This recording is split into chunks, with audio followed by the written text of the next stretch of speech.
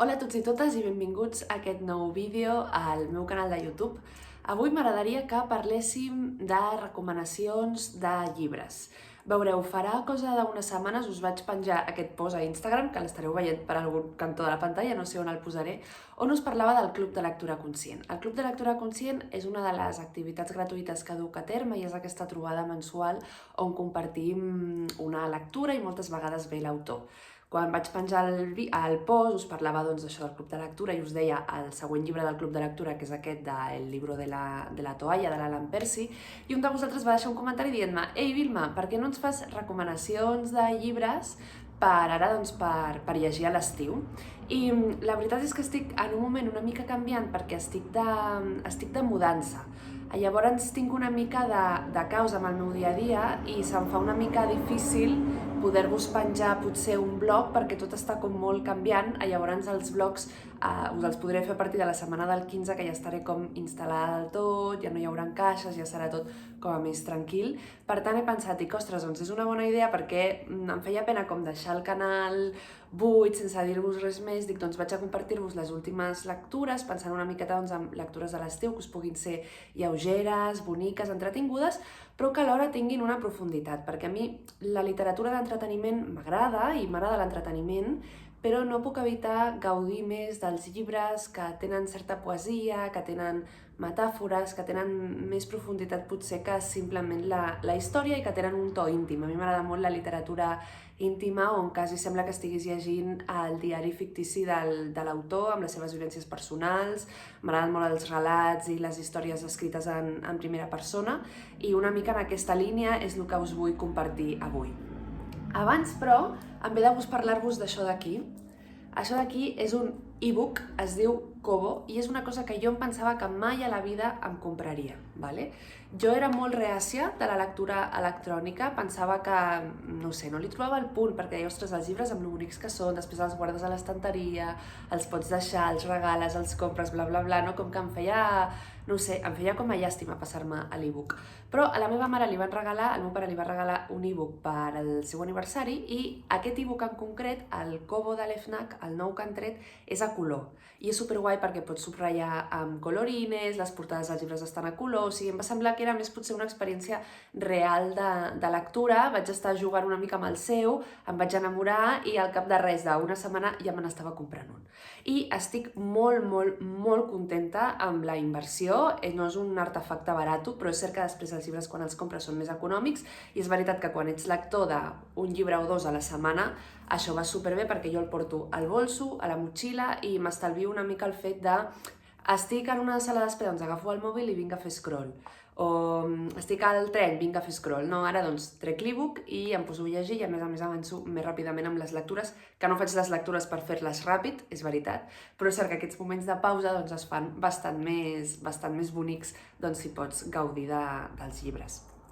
Haureu vist a la pantalla alguna toma que us hauré fet de l'e-book de prop i senzillament doncs, dir-vos que tots els llibres dels quals us parlaré avui no els tinc aquí, per això, perquè estic de mudança, llavors us aniré posant les portades i les fotos de l'autor a la pantalla i dir-vos que molts ja els he fet amb lectura electrònica i que estic super encantada amb això de l'e-book, que us recomano moltíssim fer aquesta inversió i passar-vos a la lectura electrònica. Un asterisc faig aquí, una nota al peu de pàgina d'aquest vídeo. Considero que això és un complement de la lectura a paper, o sigui, no crec que sigui o això altre, val? Penso que són les dues coses complementàries i crec també que quan un llibre t'ha agradat molt, potser et val la pena tenir-lo en paper, encara que l'hagis llegit per aquí i et val la pena pagar-lo 2 cops i comprar-lo 2 vegades. Això ho crec molt. Per altra banda, després hi ha lectures que potser són, no ho sé, són molt gruixuts o són bestsellers o és un llibre que simplement te'l vols llegir per passar l'estona que potser no fa falta que t'estigui ocupant espai a l'estanteria. O sigui, depèn de l'impacte que produeixi en tu després aquella història o si la vols regalar o no, o el que sigui, ¿vale? Però bàsicament jo us animo a això, a tenir-ho clar que és una cosa complementària, que no em caso amb un o l'altre, que no m'he passat a l'electrònic i passo del paper, ni molt menys, i que per al paper doncs, té això no, de que l'autor te'l dedica a paper, o sigui, té tot aquest romanticisme que per mi és molt bonic i per mi és important això a la meva vida, la veritat. Per altra banda, una cosa que manca és que, clar, aquí no tens la vista general del llibre, no? Que quan tens el llibre a la mà fas així i et fas com molt a la idea, sinó que aquí fas molt la lectura des del present, perquè et dificulta més. A veure, pots tirar enrere, però és més difícil. No tens totes les pàgines totes alhora, no tens tota la història tota l'estona alhora, no? Sinó que vas més compartimentat. I llavors això, des del punt de vista de la meditació, aquí l'encant, tot el que ens ocupa, us he de dir que és cert que m'agafa aquesta necessitat d'estar potser més present. Inclús en aquesta lectura tinc la sensació que només tinc una oportunitat per anar filant tots els fils. Estic dramatitzant, lògicament no és així. Però jo espero haver-me explicat i que m'hagueu entès. Dit això, haver presentat el Kobo, l'e-book del l'FNAC, una monada, és que a més és mono, amb aquesta funda, o sigui, bueno, ja sabeu que per mi els dissenys, les coses m'han d'entrar molt pels ulls i el trobo una cocada. Tinc aquí les notes dels llibres que us vull recomanar, ¿vale? Mireu, m'agradaria que féssim, us recomanaré històries que no són massa llargues, ¿vale? Que no són feixugues, novel·les, sobretot novel·les, parlarem avui, que es poden llegir fàcil, però, com us dic, deixen un pòsit a l'ànima, ¿vale? O sigui, et quedes amb aquella coseta de aquells personatges passen a formar part de la teva manera de comprendre el món i de la teva manera de comprendre la vida. Això és la cama que estic com asseguda al terra. Per tant, us parlo primer d'una que vaig fer recentment, que és de l'Alejandro Palomas, que és Una mare. Aquest llibre és una novel·la curteta, que és veritat que té el punt que està ambientada a la nit de Cap d'Any, llavors per llegir-lo ara a l'estiu surts una mica de la història, però és cert que va fent flashbacks, et va explicant la nit de Cap d'Any amb coses del passat perquè tu vagis filant tota la història i, per tant, bueno, si t'ho pots permetre, si pots fer les paus amb el fet que passa la nit de Cap d'Any, està superbonica la història i la gaudireu. Al final és el retrat d'una família típica catalana, amb les seves desestructuracions típiques, amb els seus secrets típics i on al final hi ha un gran pòsit d'amor que ho venç tot i que està per damunt de qualsevol cosa, que és el fet de compartir sang i això farà que jo estigui amb tu fins al dia que em mori, no? I crec que té un rerefons molt profund, molt bonic. Passes per totes les emocions llegint aquesta novel·la, hi ha moments que et rius, moments que la vida et sembla lleugera i moments que la vida et sembla un pou i a vegades que et sembla profunda i a vegades que et sembla molt superficial. I crec que fer tota aquesta cantarella, que l'Alejandro Palomas és un grandíssim escriptor, crec que és molt difícil i la vaig gaudir molt. Ja us dic que no és llarga, però no passareu per ella de puntetes, té una profunditat, val? O sigui, és una història que us remourà. Si voleu alguna més lleuger, us recomano ara més històries. Però Una mare de l'Alejandro Palomas crec que és un llibre, és un molt gran llibre. Jo em va sorprendre molt, no m'esperava, perquè me'l van regalar i no m'esperava que trobar-me una novel·la tan completa. Després tenim Azul de Agosto, de l'Andrea Levy, crec que us estic dient bé el nom, crec que es diu Andrea, que aquesta història, aquesta novel·la la teniu en català també, jo l'he llegit en castellà i m'ha agradat també molt. És una història que té punts onírics, val? O sigui, has d'estar atent perquè hi ha moments que dius en sèrio m'està dient la narradora això? O m'ho estic inventant, no? Perquè hi ha com situacions que són com molt màgiques, molt oníriques i has d'estar pendent perquè si no et penses que no estàs llegint bé. És un llibre que gaudireu especialment si us agrada la música clàssica i si teniu una mica de coneixement de música clàssica. Jo no és l'àmbit en el que sigui més excelsa, o sigui, tampoc soc completament... Tampoc és que no sàpiga res de música clàssica, però tampoc en sé de música clàssica, val?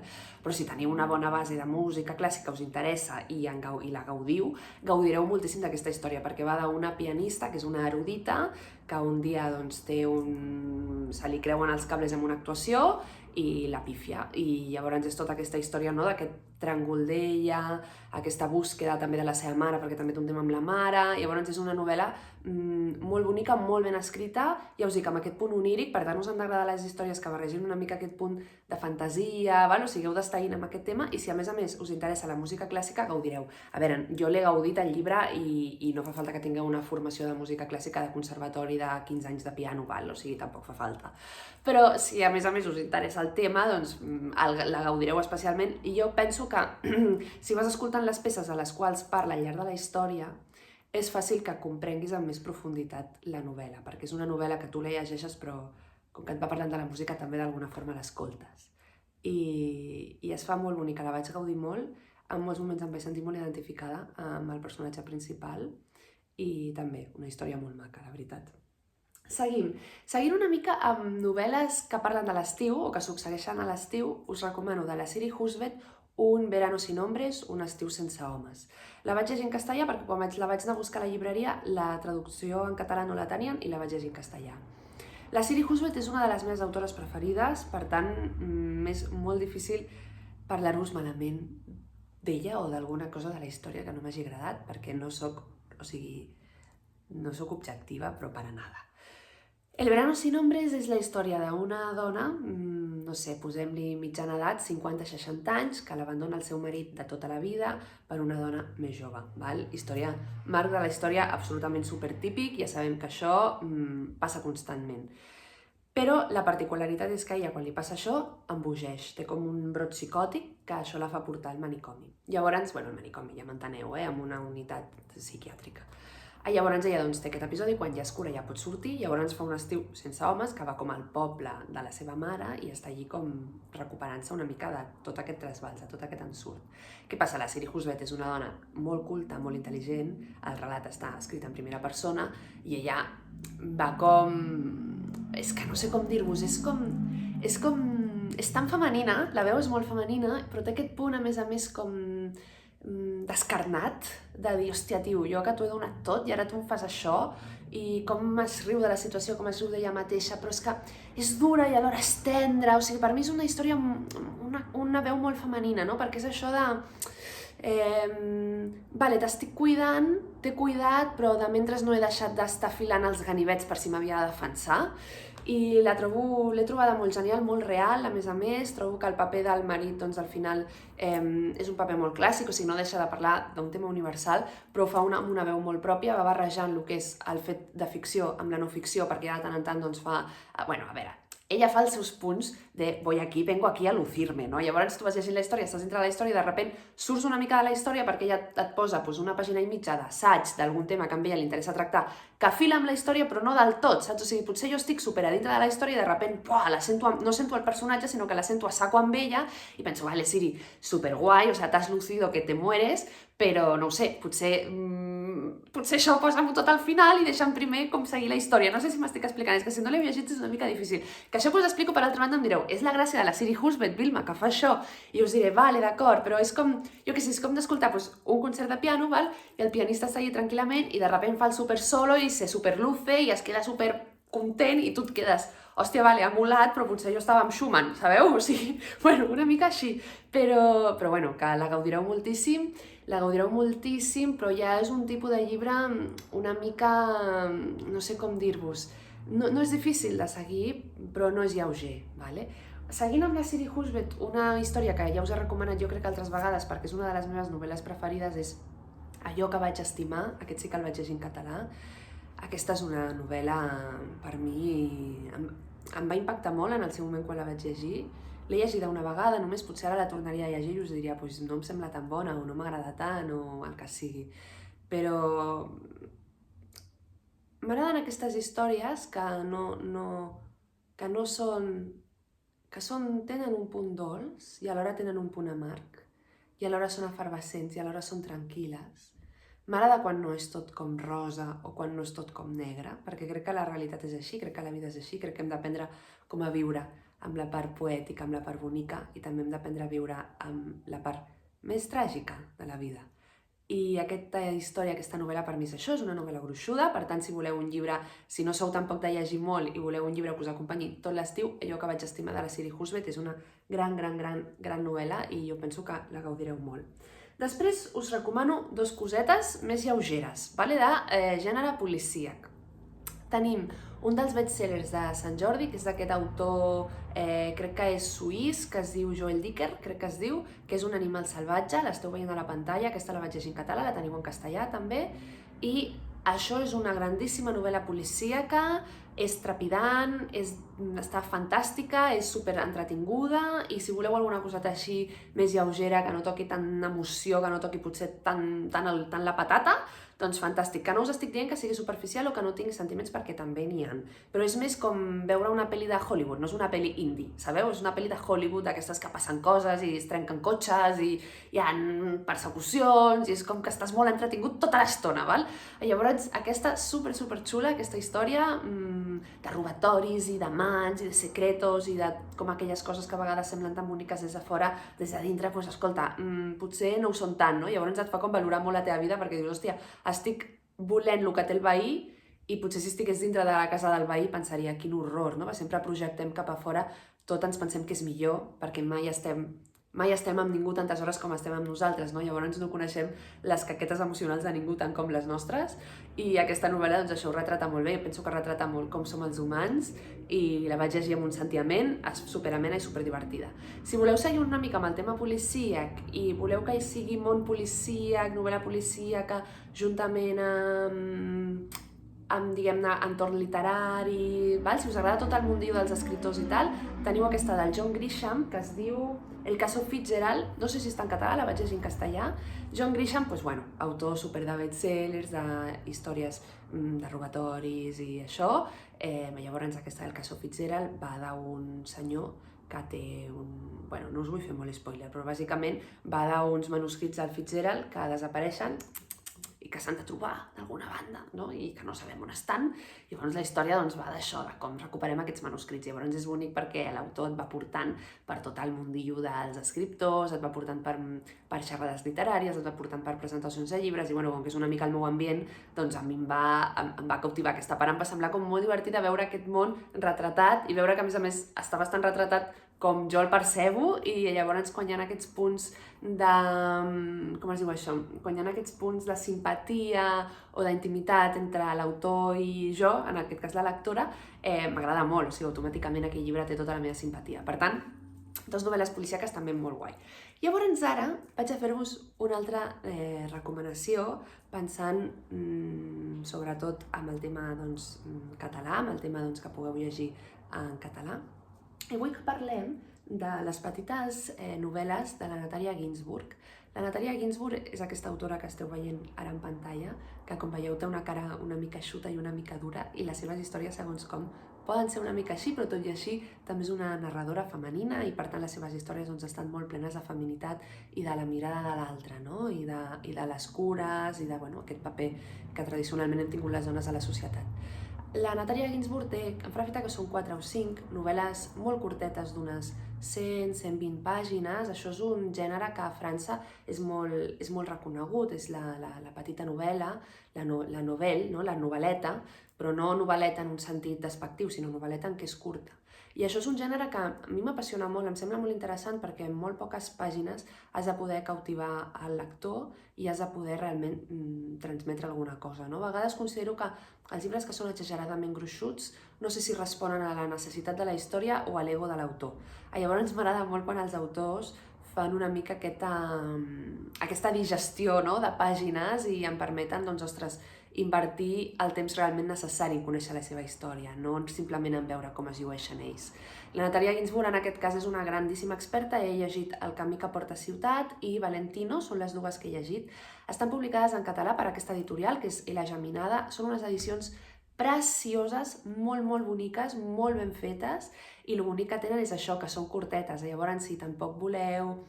Ostres, si voleu una cosa com que sigui més fàcil de transportar, d'acord, per anar amunt i avall, doncs jo us recomano que les llegiu totes. Jo de moment només he llegit aquestes dues i tinc moltes ganes de llegir les altres. Si algú m'ha de fer un regal, aquestes sí que les vull en paper perquè ja en tinc dues, i llavors m'agradaria... Espera, passar una foto. Llavors ja m'agradaria tenir les altres també i tenir com tota la col·lecció. Per tant, aquestes de la Natàlia Ginsburg són molt boniques. El camí que porta a ciutat potser em va agradar més que Valentino, però també perquè és la primera que vaig llegir. Llavors no sé si és perquè realment em va agradar més o perquè ja em vaig quedar prendada del gènere i em vaig quedar prendada d'ella i ja no he llegit res més, no ho sé. Val? Sigui com sigui, aquestes, si no la coneixeu amb ella i no coneixeu el gènere de la novel·leta, us el recomano moltíssim, es fa molt amè, podeu portar els llibres a la bossa, els aneu llegint un a un i crec que és molt bonic tenir tota la col·lecció d'aquesta editorial que és La Geminada, que han fet aquesta grandíssima feina, que ha sigut traduir a la Natàlia Ginsburg en català i que puguem gaudir de les seves novel·letes. Per tant, per què no valorar-ho i donar-los una oportunitat? I si no la coneixeu amb ella, és una autora que és profunda, alhora és fàcil de llegir i que és molt bonica. Per tant, això és una mica el que us recomano. Em fa l'efecte que m'ha quedat un vídeo ja molt llarg, així que no us liaré més, que crec que ja hi ha moltes recomanacions i crec que són totes molt variades. Espero que en trobeu alguna del vostre gust, que trobeu doncs, la història que us acompanyi aquest estiu, tot i que a mi em fa, no sé, us animo que siguin vàries les històries que us acompanyin a l'estiu, però bueno, cadascú doncs, tenim les nostres obligacions i el nostre temps per llegir i sigui com sigui, doncs és fantàstic.